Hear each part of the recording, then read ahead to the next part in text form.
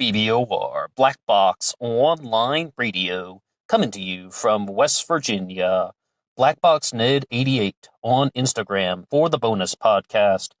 And without further ado, I'd like to welcome Drew Beeson to the program. Drew, are you there? I'm here. All right. Drew, first can I say thank you for agreeing to come on the channel and talk to me about the Zodiac Killer. How are you doing tonight? I'm doing well. All right, very good to hear. So, just in case someone is not familiar with your theory about the Zodiac Killer, would you like to give us an introduction? Absolutely. I wrote a book called Sighting In on the Zodiac Killer, and that if you've seen my YouTube channel, I know Black Box Radio recently did an episode on it, but it's a person of interest book, and it's about a man named Donald Lee Cheney. And Donald Lee Cheney was a friend of, still today, probably the top Zodiac suspect, which is a guy named Arthur Lee Allen. And I'm sure a lot of your listeners are familiar with the Zodiac movie, the David Fincher film, and that basically centers around Arthur Lee Allen. And, of course, the Fincher film was based off of Robert Graysmith's two books. The first one was just called Zodiac.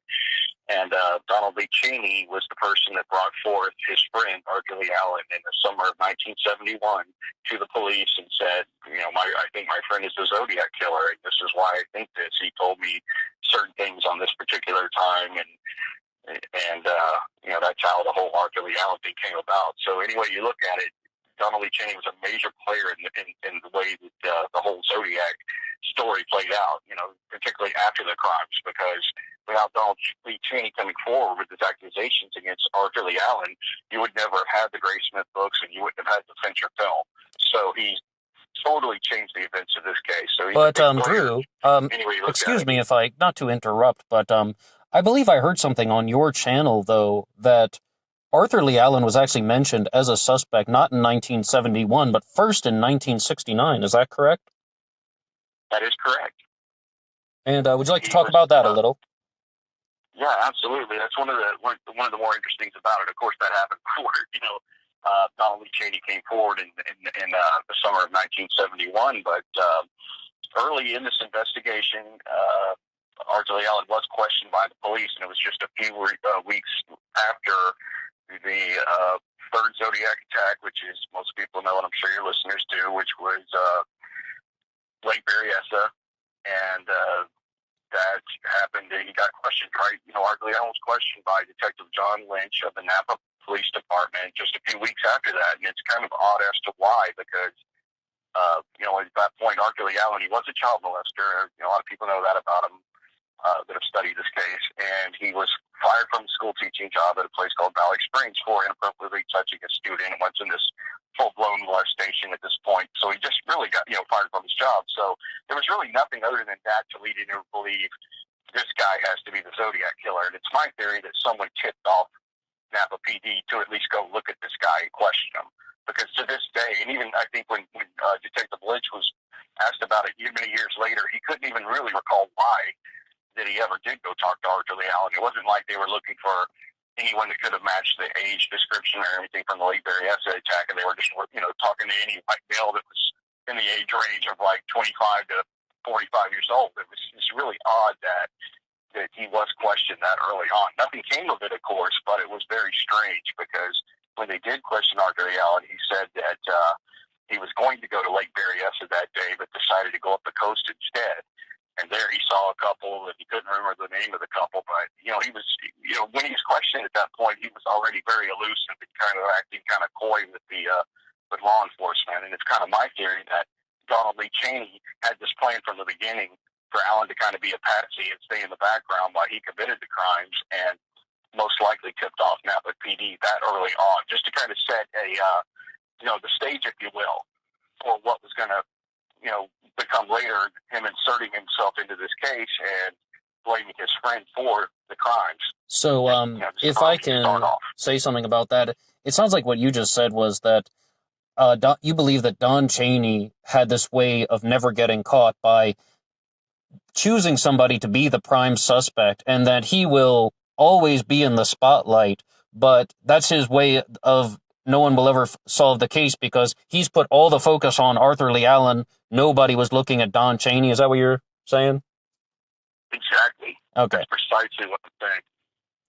Okay, I mean, that is something there. Like, I have to say, Drew, like, when I heard your stuff, I said some of this in that upload that you were mentioning recently, but I was like, okay, someone else is talking about another Zodiac suspect. You know, there are a lot of far out suspects there. I thought maybe there'll be one or two good ideas, but I really wasn't expecting to find anything too big. But I actually think that you compiled some things that were much more convincing than I expected. And one of them is one that you haven't even mentioned yet, and that would be the similarities in the handwriting of Donald Cheney and the Zodiac Killer. Yes, that is one of them. And I know handwriting can be one of these things that's very subjective. Yes. But Don has it, and particularly in particular letters that you can compare. And fortunately, we only really have one good sample of Donald Cheney's handwriting, and that came from a handwritten letter that he sent to Zodiac researcher Tom Boyd after Tom Boyd interviewed Don Cheney at a restaurant, and Tom was able to ask him some questions and got Don to write him a letter. So Don Cheney, knowing that Tom's obviously a Zodiac researcher, may have been hiding some things within his writing. But even that being said, when you look at some of the letters, the particular individual letters compared to mainly the Paul Stine letter, the letter that showed up to the San Francisco Chronicle that contained a piece of Paul Stine's bloody shirt. Of course, Paul Stine is the cab driver murdered at the Presidio, the last canonical Zodiac crime. Those are some of the most striking similarities that you see, particularly in letters like an H, where it makes kind of a V shape, and they look like, it looks like the letter 17. And I show them in my book the comparison side to side between, Don's letters, and particularly the ones that show up in the Paul Stine letter, which is one of the hardest to argue that it's not, an original Zodiac correspondent. But wait a second, Drew. You did say one thing there, though, about the last canonical Zodiac crime.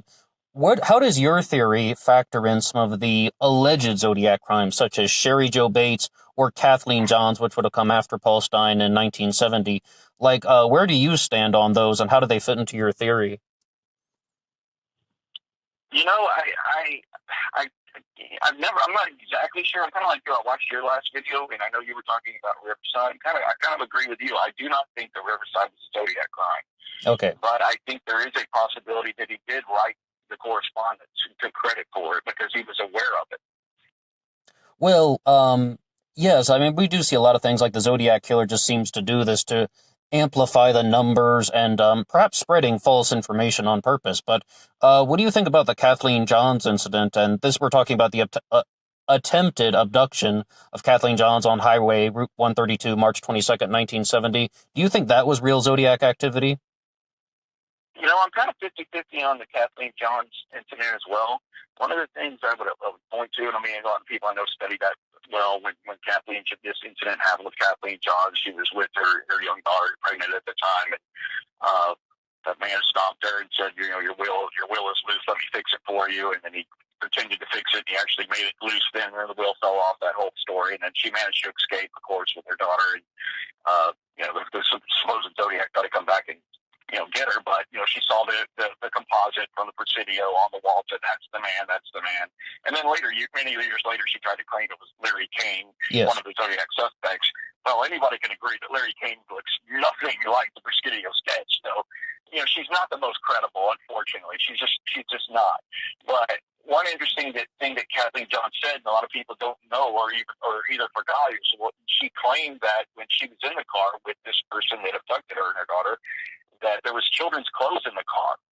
And she said it looked like it might have fit a child around 7 years old or so. But, what you would suspect there is he's driving the family car.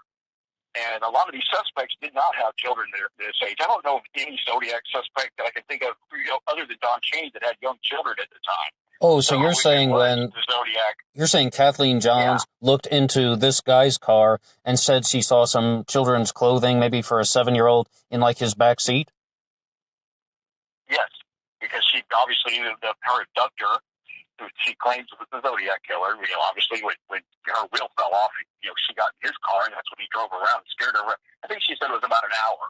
And he drove around, basically was telling her, "Hey, I'm going to kill you," or something. Pretty really bad threat. So. But if I can ask you about that, Drew. Children's clothes in the car. She recalled seeing 7-year-old, roughly around that age. If I can ask you about that, though, like, how normal do you think that would be for like a serial killer to operate, to do these things like sneaking up on some people, firing some gunshots, and then disappearing, or even the stabbing at Lake Berryessa, to then go to trying to abduct a woman and a child on Highway Route 132? I mean, that's very abnormal behavior to deviate from the pattern in that extreme way. It's very abnormal, and I kind of lean against it. I mean, if it is Zodiac, I think that the clothes being the car is something that might point to someone like Don. But even that being said, I lean against it. She's just not credible. She just never came across as credible. I know Detective Ballard interviewed her years later. She was with her boyfriend, and he made the comment. I think she was just trying to get some sympathy from him. She's unfortunately just not a good witness. She's not. I mean, if she's, whether or not the whole story's factual or not, I mean, it might have happened, but it wasn't the Zodiac. It's just something I don't pick up on. I try to stick to the four canonical crimes. I really do. The Dominguez Edwards crimes, seems very similar to a Zodiac style murder. And I don't really know where I come down on that. I mean, that was possible. I mean, it's not an exact fit to a Zodiac crime, but it's one of the closer ones of them all. Okay, but then, can I ask then, I would actually like to hear more about your suspect, Don Cheney, and what was the first thing that you noticed that really made you think this guy's the Zodiac Killer? Well, the thing that first got my attention, I wasn't out to solve the case. I was interested in it, of course. I'm not one of these guys that's been into it for 15, 20 years and have been on all the message boards. I haven't been. I'm relatively new to it, but I've always had knowledge of it, but I didn't get deep into it until about a year ago. And meeting another guy that does, I do some podcasts with, who had a big interest in the case, so that kind of rekindled my interest in really getting into it. But what struck me with Don Cheney was I saw a video on YouTube called, his name was Arthur Lee Allen. Yeah. And that was put out, I think that was in 2007. Yeah, that one is actually from the bonus features of the Zodiac DVD. They had at least 2 documentaries on there. His name was Arthur Lee Allen, and this is the Zodiac speaking. Yeah, we've discussed them on this channel. If anyone would like to check out, we'll have some links in the description box. Please continue, Drew. Yeah, that's definitely a great documentary. A couple guys have it on YouTube. Tom Boyd has that on his channel now as well. But I watched that. It was very interesting, of course. And Don Cheney's one of the guys on there, and it's interviewing Detective Ballard. And the thing that first, really stuck with me was the fact that they mentioned that Don Cheney said that he licked Arthur Lee Allen's stamps for him. And I just thought, what? I just couldn't get it. I couldn't get over that. It really did stun me. I'm like, why on earth would you lick some guy's stamp? And he said, well, I think his excuse was he just like the taste of stamps. And obviously he only said that when the ad guy DNA came along and they were going to test the Zodiac's DNA.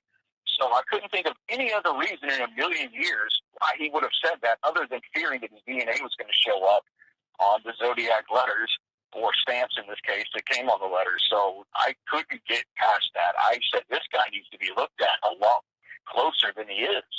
And even in that video, Detective George Ballard, who inherited the case later on in a year, said, I believe Arthur Lee Allen's story, but sometimes I feel that Don Cheney knows a lot more than he's letting on. Wow. And that led to Don Cheney taking a polygraph. It was set up by George Ballard. And at that point, Don Cheney was living in Washington State. And the story goes, he mentions it in that video, Don Cheney got extremely drunk the day before that scheduled polygraph. Why on earth would he do that? If he's not fearing something, if he's telling the truth, why would he get so, just beyond drunk where he came in to take the test? He was so hungover, they literally had to cancel the polygraph. And he did subsequently do another one later, and that was still inconclusive. So why was that one inconclusive? The polygraph in the Zodiac case. Was he also drunk for that one? Like, was he also intoxicated for that one? Not to my knowledge, but it was inconclusive. When they retook it, I don't believe he was hungover for that one, but it still came back inconclusive. But it didn't say lie or not lie. Like, it's just they don't know why they weren't able to get a result. Yes, they weren't able to get a result. Okay. If they wanted. I mean, not exactly. It was still inconclusive, and he even admits it was inconclusive. So he doesn't even try to spin it that he passed. Well, I mean, like, a lot of the people will take that and run, just be like, hey, it didn't say you were lying. But one thing I would actually really like to ask you about. Okay, Drew, on a scale of 1 to 10, 10 being the highest, How certain are you that Don Cheney was the Zodiac Killer? That's a great question. I'd say I'm a solid 9. 9. Okay, wow, wow. So you're pretty certain, but there's always a little bit of wiggle room. There's always a little bit of wiggle room, especially in a case that's over 50 years old now. I mean, you can listen to some stuff about some of these other suspects, and some of these other guys have YouTube channels. The guy who's in New Zealand that does the thing with Gareth Penn. It's really good. Seems like a smart guy. He's totally convinced that it's Gareth Penn. I mean, you can't convince him otherwise. And I think he puts it on his site like if you're like horribly, if you're complicit, if you don't see that I'm right, that it's Gareth Penn, it's Zodiac. But you know why, Drew? You know why, right? I've said very clearly on the channel, Gareth Penn is the best suspect. Do I think he was the Zodiac Killer? No, but he's the best suspect. Like, that's the best story, that this guy just comes out as this mathematical researcher and says, maybe here are all the clues that all you idiots overlooked, and only I am the person brilliant enough to show you how it's done. Like, I think that's the best story. I know we're talking about real murders and real people lost their lives. I've said very clearly, I think he's the best suspect. I don't think he was the Zodiac Killer, though. I don't think he's a bad suspect. I honestly don't. And there is something that he said that I really agree with 100%. I'm paraphrasing here, but Gareth Penn said, and he's a smart guy. No one's doubting that at all. Gareth Penn, they're probably too smart in a lot of ways. He's a linguist. He knows like Germanic languages and stuff like that. But he did make the comment. He said, the Zodiac mentioned radians. He said only about 1 out of 100 people would have even known what a radian was to even use it in even any working capacity. I'm paraphrasing that, but I agree with that 100%. Very rare. Even back in 1971, whenever the letter came out, the Westmont letter that mentioned that, that 1 out of 100. You're really limiting the pool at that point. And Gareth Penn would, definitely knew what a radian was, even though his radian theory was a little off. Most people know that. But Don Cheney absolutely would have known what a radian was. Gareth Penn and Don Cheney are the only two I would say beyond a shadow of a doubt would have known what a radian was. To even use it in a Zodiac letter. Why would Don Cheney know what a radian was? Like, what's Don Cheney's mathematical background? Well, Don Cheney was a mechanical engineer. And when he worked at a company called Fluor, which is a really big company, it's actually based in Houston now, but it's a global company, and they originated out of California back in the day, and it was a pretty big, sizable company when he worked there in 1971. But he was a pipe stress analyst when he worked at Fluor, so that's the inside of a pipe. Of course, pipes are circular. He would have known exactly what a radian was and what kind of stress you can put on a pipe before it fails. I mean, they were basically, he was, engineering piping systems at Florida that would stand up to certain things and not crack under the stress. I mean, I think that's corrosion, cracking. There's different terms used. Right, so you got some guy who is a mechanical engineer who, he definitely is familiar with everything to do with various forms of mathematics, so yeah, I can accept that, but I would actually also like to ask you, how familiar are you with Thomas Horan and the Zodiac hoax theory? I'm pretty familiar with his theory. He subscribes to my channel, and I can tell you that Mr. Horan is looking at my stuff pretty closely. I can't remember when he subscribed. I thought, oh, that's interesting, that he was doing that, because, I'm familiar with his theory, and there could be something there. And just for the audience to say, the Zodiac hoax theory is that multiple murders were committed by different people, and somebody was writing letters trying to link it all together, and there are many layers to it. I mean, I could talk for 30 minutes and I wouldn't say everything to do with all the different components of the Zodiac hoax theory, but that's the gist of it. There were these murders in 1968 and 69, and someone linked them together through a series of letters, and the person writing the letters was Hal Snook. And, but just now that we've introduced the theory, can you just say everything you have to say about that one? Because he's pretty sure that he's right. So what do you have to say? Yeah, he is. I think it's some pretty interesting stuff, and I definitely feel that the hoax theory has a place in this, because it's been over 50 years now. Why not take a stab, no pun intended, at trying to solve it that way? I mean, I think that the Zodiac murders definitely have a place for something like his theory. I think it's totally belongs. My personal theory, though, I'm an Occam's razor guy, which means that the solution that has the least assumptions is going to be the correct one most often, not every time. And there's going to be anomalies in this case. mainly because it's so old, but there are definitely going to be some anomalies, or it probably would have been solved by now. But I go with the ones that make the least assumptions, and I can lay out an easy case why that's Donald Lee Cheney.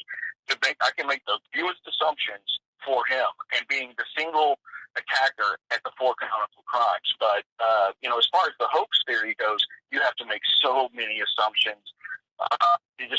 Dennis Land being the attacker. I think he says Dennis Land, the park ranger, was the one that I know he doesn't say these like with absolutes, but he said it could have been Dennis Land, which is there was the phone call that was made after the Lake Berryessa attack, and yes. It was made 30 minutes after Dennis Land found Brian and Cecilia.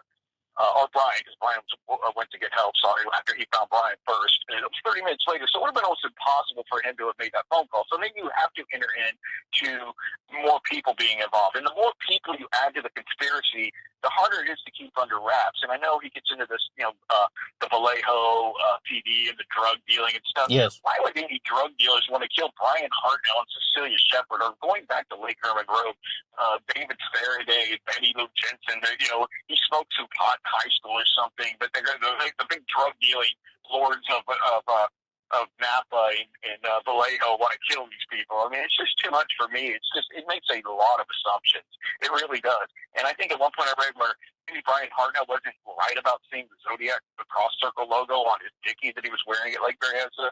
I can't even go there. Brian Hartnell is the most articulate witness to these crimes. Wait, can I? You said something very big there. I really don't want to interrupt you. But you said something that Brian Hartnell may not have been certain that he saw the circle with the cross going through it, and but you don't agree with that? I've heard that written with certain things about the Zodiac hoax theory, that maybe Brian Hartnell didn't get that fact right, that maybe he didn't see that. But wait, we have the circle with the cross going through it on the car door. Like the Zodiac penned the message, so obviously that's never been a dispute. Well, obviously the Zodiac took credit for it, so obviously he did take credit for it. And a lot of people also mentioned that Lake Berryessa was never mentioned in any of the letters, which kind of leads to believe, well, was this a copycat? I know, you and I did a couple of exchanges about that. Yeah, was Lake Berryessa a copycat crime? And I'm like, well, first of all, if you're a copycat, it's the word copy. Well, the first two crimes were used, he used a gun. Now he's switching to a knife. Why? I guess you could make the argument, well, he's kind of out in the open of daytime. Maybe he didn't want anyone hearing the gunshot and running off or whatever. Well, obviously, it's a stretch. And then, like I told you, if it was a copycat attack, why wear the costume?